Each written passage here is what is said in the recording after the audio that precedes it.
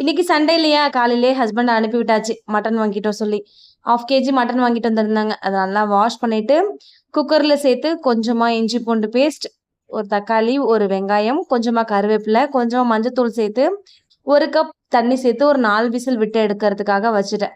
நேத்து சமைக்கும்போது கையில எப்படி எண்ணெய் பட்டுச்சுன்னே தெரியல. வாழ்க்கையிலயும் அடி விழுது, கிச்சன்லயும் அடி விழுது.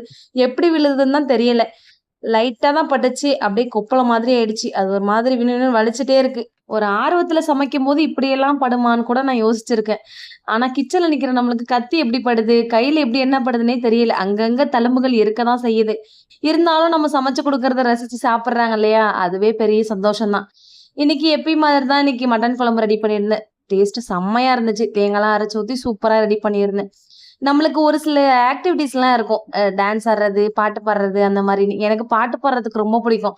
அதான் இடம், பொருள், ஏவல் பார்த்து தான் எல்லாமே செய்யணும்னு சொல்லுவாங்க இல்லையா? அதெல்லாம் தெரியாம சில டைம்ல நான் பாடுறேன்னு சொல்லி சில பேர கலாய்ச்சதா நெனச்சு கூட பிரச்சனைலாம் வந்திருக்கு. அந்த மாரி உங்க லைஃப்ல அந்த மாரி ஏதாவது ப்ராப்ளம்ஸ் ஏதாவது வந்திருந்தா மறக்காம கமெண்ட்ல சொல்லிட்டு போங்க. நானும் அப்படியே தெரிஞ்சுக்கிறேன். தம்பிங்க மேங்கோ ஜெல்லி கேட்டாங்களா? மாங்காலாம் அரைச்சு போட்டு சூப்பரா ஒரு மேங்கோ ஜெல்லி ரெடி பண்ணேன். பட் அந்த மாங்காயோட ஸ்மெல் அப்படியே அடிச்ச மாதிரி இருந்துச்சு. எனக்கு அந்த அளவுக்கு பிடிக்கல. ஆனா குழந்தைங்க லைக் பண்ணி சாப்பிட்டாங்க. பிடிச்சிருந்துச்சுன்னா லைக் பண்ணுங்க. மறக்காம நம்ம சேனல சப்ஸ்கிரைப் பண்ணி சப்போர்ட் பண்ணுங்க.